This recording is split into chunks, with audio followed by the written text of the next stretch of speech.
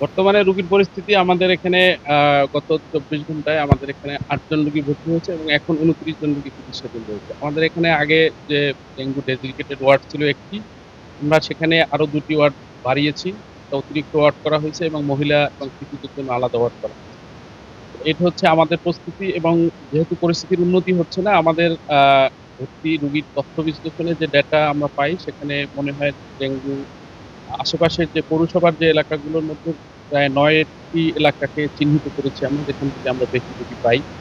আমাদের পক্ষ থেকে প্রশাসনের কাছে যারা সংশ্লিষ্ট কর্তৃপক্ষ রয়েছে তাদের কাছে দাবি থাকে যে এই এলাকাগুলোতে মশক নিধন এবং মশার লার্ভা নিধনের জন্য প্রয়োজনীয় ব্যবস্থা গ্রহণ করা উচিত।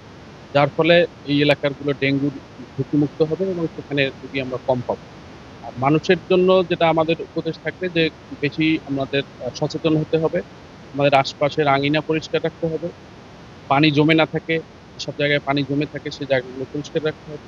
বিশেষ করে ডাবের খোসা, তারপরে টায়ার যেগুলোতে বদ্ধ পানি, পরিষ্কার পানি জমে থাকে সেখানে এই ডেঙ্গু বাহক মশার আ লার্ভা বংশবিস্তার।